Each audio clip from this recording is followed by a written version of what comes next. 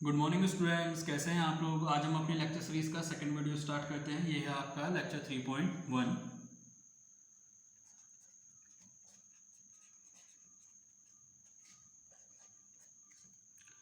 इस लेक्चर में जो हम टॉपिक स्टडी करने वाले हैं वो है आपका maintenance of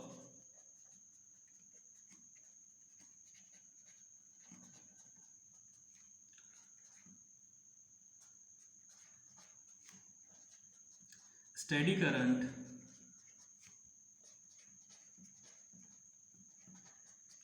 in a circuit.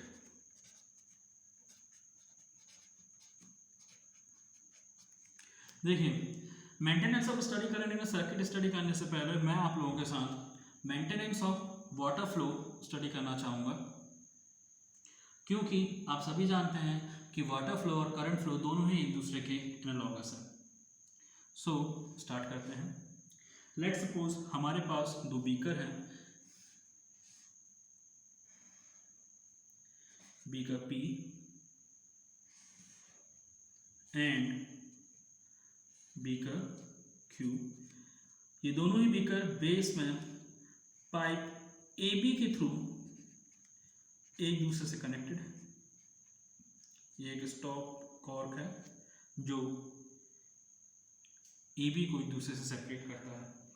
Let's suppose beaker P और बीकर Q में वाटर फिलअप। आप जानते हैं P और Q में वाटर लेवल डिफरेंट है, और जैसे ही आप स्टॉप कॉर्क को रिमूव करेंगे, water will start from flowing through AB from P to Q। ये वाटर कब तक फ्लो होगा? जब तक P और Q दोनों में वाटर लेवल इक्वल ना हो जाए। जैसे ही वाटर लेवल इक्वल होगा, AB के थ्रू P और Q में होने वाला वाटर फ्लो रुक जाएगा। अगर आप AB के थ्रू फ्लो होने वाले वाटर फ्लो को कंटिन्यूसली मेंटेन रखना चाहते हैं तो आपको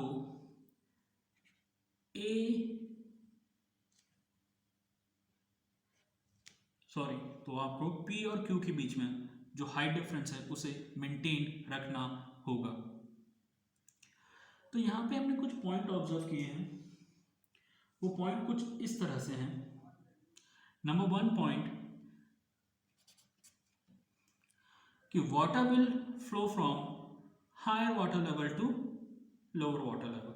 पानी हमेशा हाई लेवल से लो लेवल की ओर फ्लो होगा। Number 2, as soon as the water level become equal in beaker P and Q, the flow of water will stop। जैसे ही P और Q में वाटर फ्लो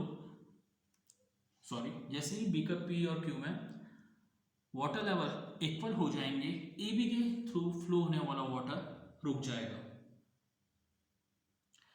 नंबर 3, अगर आप AB के थ्रू होने वाले वाटर फ्लो को कंटिन्यूसली मेंटेन करना चाहते हैं तो आपको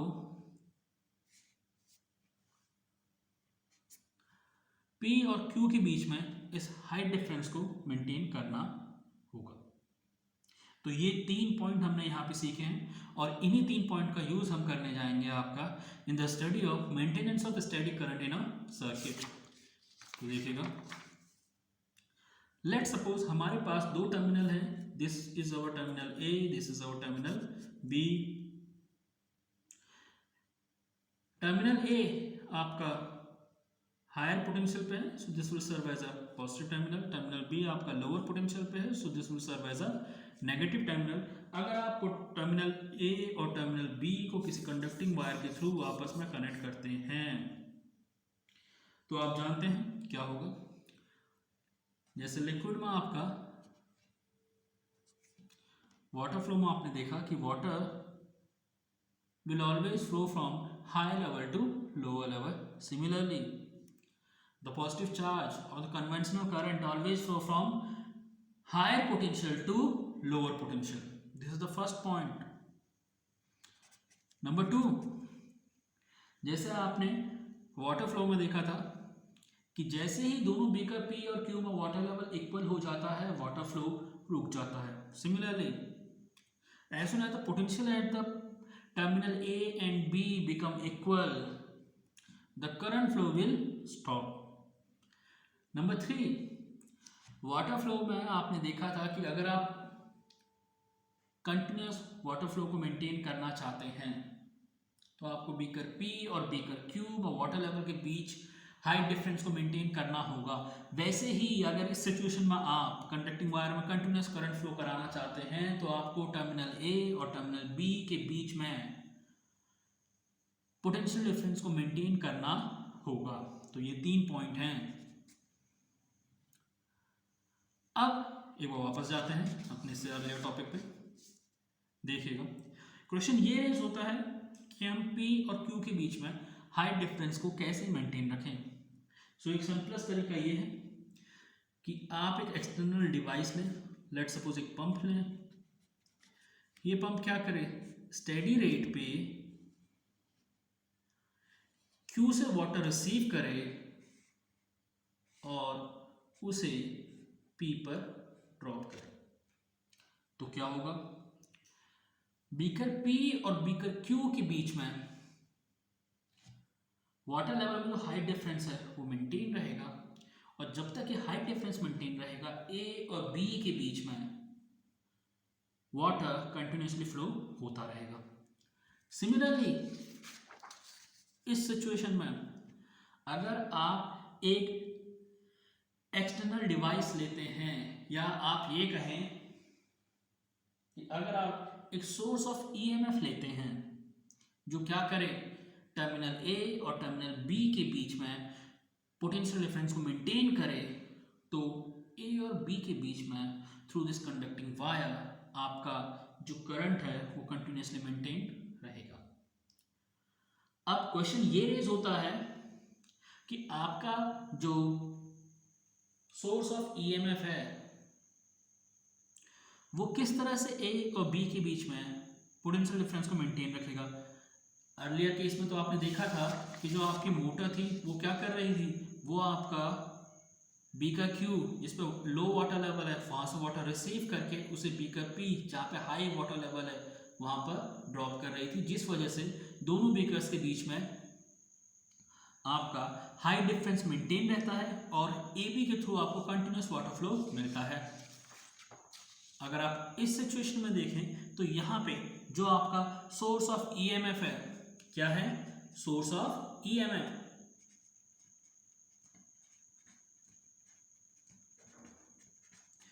वो क्या करता है, वो लोअर पोटेंशियल से हायर पोटेंशियल में पॉजिटिव चार्ज Q को मूव कराता है।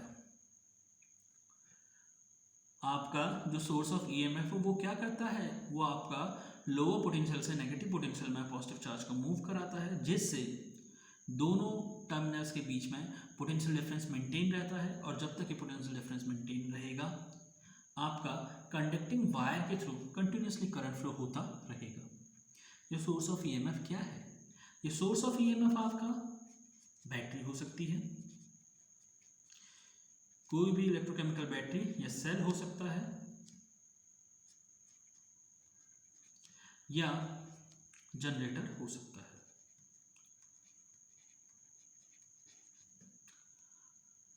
नेक्स्ट जो पॉइंट है आपका वो है EMF। What do you mean by EMF?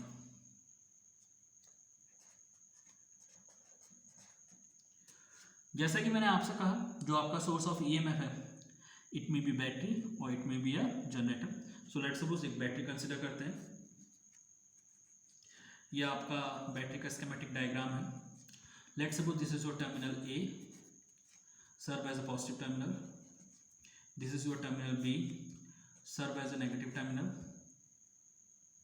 अगर आपको टर्मिनल A और टर्मिनल B के बीच में पोटेंशियल डिफरेंस मेंटेन रखना है तो आपको क्या करना होगा, आपको लोअर पोटेंशियल पे जो टर्मिनल है टर्मिनल B वहां से पॉजिटिव चार्ज को मूव करना होगा टर्मिनल A पे जो आपका हायर पोटेंशियल पे है।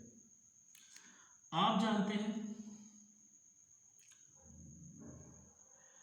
टर्मिनल A और B के बीच में एक इलेक्ट्रिक फोर्स अप्लाई होगा जिसकी डायरेक्शन A टू B होगी। ये जो इलेक्ट्रिक फोर्स है आप इसको एफ ई से डिनोट कर सकते हैं। सफिक्स में ई ये इंडिकेट करता है कि ये फोर्स आपका इलेक्ट्रोस्टैटिक ओरिजिन का है। आपने क्या कहा, ए और बी के बीच में पोटेंशियल डिफरेंस मेंटेन करने के लिए आपको लोअर पोटेंशियल से हायर पोटेंशियल पे चार्ज क्यू को मूव कराना होगा। तो जब आप लोअर पोटेंशियल से हायर पोटेंशियल पे चार्ज क्यू मूव कराएंगे तो उस पर अपोजिट डायरेक्शन में फोर्स एफ ही आपका अप्लाई हो रहा है। आपको इस फोर्स के अगेंस्ट कुछ वर्क डन करना होगा और इसके लिए आपको एक फोर्स की रिक्वायरमेंट होगी। बैटरी के केस में ये फोर्स आपको केमिकल रिएक्शंस के थ्रू प्रोवाइड कराया जाता है। सो एक फोर्स यहाँ पे अपोजिट डायरेक्शन में काम करता है इलेक्ट्रिक फोर्स के, जिसको आप एफ एन से डिनोट करते हैं। सफिक्स में ये एन ये डिनोट करता है आपका कि ये जो फोर्स है ये नॉन इलेक्ट्रोस्टैटिक ओरिजिन से डेवलप हुआ है। स्टेडी स्टेट में, इक्विलिब्रियम स्टेट में ये दोनों ही फोर्स एक दूसरे के इक्वल और अपोजिट होंगे।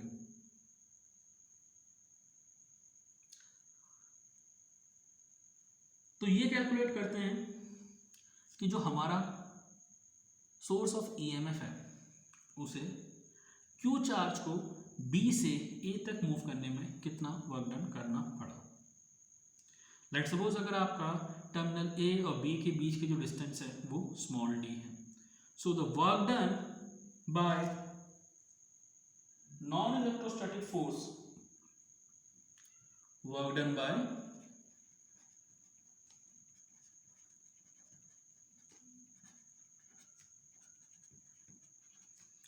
नॉन इलेक्ट्रोस्टैटिक फोर्स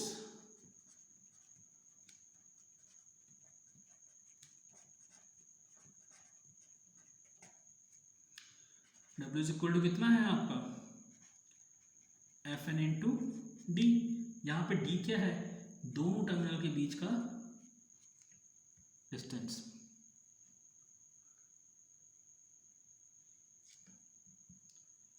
ठीक है, अब अगर आप work done per unit charge calculate करें, यानी work done in moving unit charge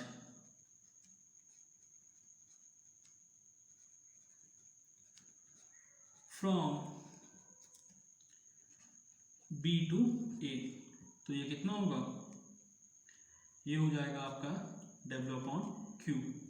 और बाय डेफिनेशन यही आपका इलेक्ट्रोमोटिव फोर्स है। सो इलेक्ट्रोमोटिव फोर्स क्या है आपका, इलेक्ट्रोमोटिव फोर्स में भी define as the work done in moving a unit charge from lower potential to higher potential. Inside the battery unit charge को लोअर पोटेंशियल से हायर पोटेंशियल तक लाने में किया गया वर्क डन ही क्या है, आपका इलेक्ट्रोमोटिव फोर्स है। And this can be written as EMF E is equal to W upon Q, which can be further written as F and D upon Q, equation number 1. So अगर आप definition लिखना चाहें electromotive force की तो आप लिख सकते हैं, the electromotive force of a source may be defined as the work done by source in taking a unit positive charge from lower potential to higher potential। क्या है electromotive force, electromotive force is defined as the work done in moving a unit charge from lower potential to higher potential inside the battery. So यहां से आपको ये बात पता चलती है कि इलेक्ट्रोमोटिव फोर्स एक मिसनोमर है। एक्चुअली ये कोई फोर्स नहीं है, ये यूनिट चार्ज को लोअर पोटेंशियल से हायर पोटेंशियल तक लाने में किया गया वर्क डन है। आप जानते हैं अगर बैटरी का टर्मिनल एक्सटर्नली कनेक्टेड ना हो तो इफ बैटरी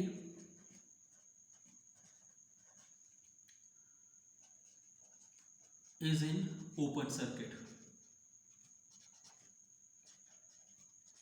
ओपन सर्किट में होने का क्या मतलब है कि बैटरी के जो टर्मिनल है वो एक्सटर्नली कनेक्ट नहीं है, तो उस सिचुएशन में क्या होगा, F N is equal to F E. So E is equal to कितना हो जाएगा आपका एफ ई D/Q, लेकिन आप जानते हैं Fe कितना होता है, Q इंटू E। अगर आप ये वैल्यू रखेंगे तो ये आ जाएगा आपका, Q से Q कैंसिल कर दीजिए,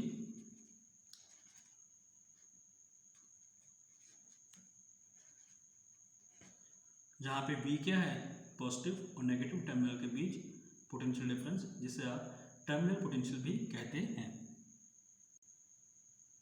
सो हमने क्या फाइंड आउट किया, हमने ये देखा कि जो हमारा EMF है that is equal to the terminal potential V। So यहां से आपको EMF की एक और डेफिनेशन मिलती है, आप कह सकते हैं the EMF of source is equal to the terminal potential when your battery is in open circuit। आपका किसी बैटरी का EMF उसके टर्मिनल पोटेंशियल के इक्वल होता है, कब, जब बैटरी आपका ओपन सर्किट में हो। क्लोज सर्किट के लिए आप EMF की एक और डेफिनेशन दे सकते हैं। According to this definition, the EMF of a source may be defined as the work done in moving a unit charge throughout the circuit, including the battery। मैं definition एक बार फिर से रिपीट कर रहा हूँ। जब आपका सर्किट क्लोज है तो उस समय आप EMF की एक और डेफिनेशन दे सकते हैं, वो कुछ इस तरह से है, the EMF of a battery is defined as the work done in moving a unit charge throughout the circuit including the battery। अगर हम बात करें इसकी SI यूनिट की, तो आप जानते हैं EMF इज इक्वल टू क्या है आपका, W/Q। तो जो इसकी SI यूनिट है वो क्या होगी, जूल पर कूलम या वोल्ट, जूल पर कूलम या वोल्ट। अगर आप डायमेंशन निकालना चाहें तो आप जानते हैं इसकी जो डायमेंशन होगी, क्योंकि EMF E is equal to क्या होता है आपका, W/Q। तो W की डायमेंशन क्या है, mL2T-2 divided by dimension of Q कितना आ जाएगा, AT। इसे अगर आप सॉल्व करें तो ये आएगा आपका mL2T-3A-1। तो ये आपका डायमेंशन है किसकी, EMF की। ठीक है, अब आगे बढ़ते हैं, EMF वर्सेस पोटेंशियल डिफरेंस। जो हमारा नेक्स्ट और इस लेक्चर का लास्ट टॉपिक है वो है आपका EMF versus potential difference.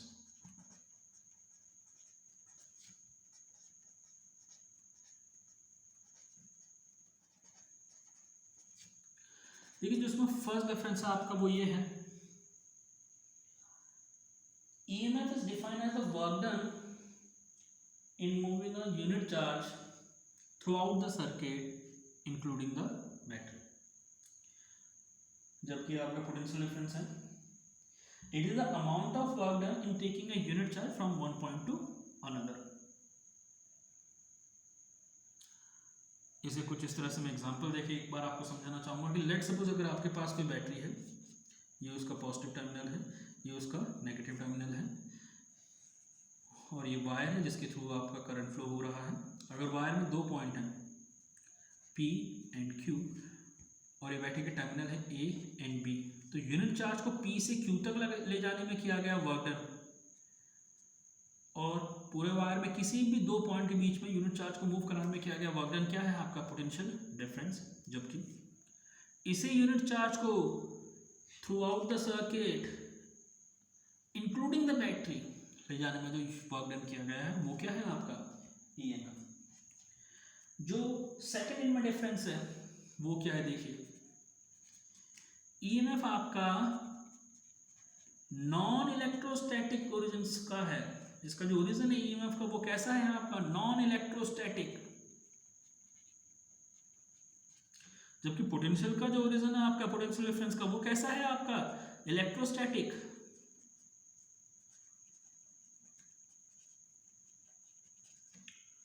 EMF even आपका ओपन सर्किट में भी एग्जिस्ट करता है।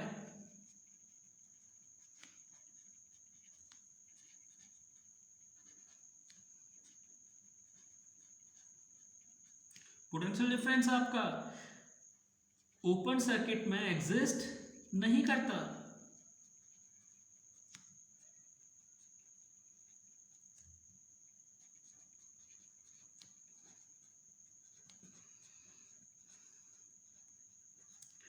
ईएमएफ आपका कॉज है, पोटेंशियल डिफरेंस आपका इफेक्ट है। ईएमएफ आपका एक्सटर्नल रेजिस्टेंस पे डिपेंड नहीं करता, जबकि पोटेंशियल डिफरेंस आपका एक्सटर्नल रेजिस्टेंस पे डिपेंड करता है। तो ये कुछ उनके पॉइंट्स हैं, मैं एक बार फिर से रिपीट करता हूँ। 5 पॉइंट्स आपको बताया गया। पहला पॉइंट ये है आपका कि EMF is defined as the work done in moving a unit charge throughout the circuit including the battery, while your potential difference is defined as the work done in moving a unit charge between any 2 points in the circuit. Number 2, EMF even exists in the open circuit. Potential difference does not exist in the open circuit. EMF generate from the non-electrostatic origin, while your potential difference originate from the electrostatic origin. EMF is a cause, while your potential difference is effect. EMF is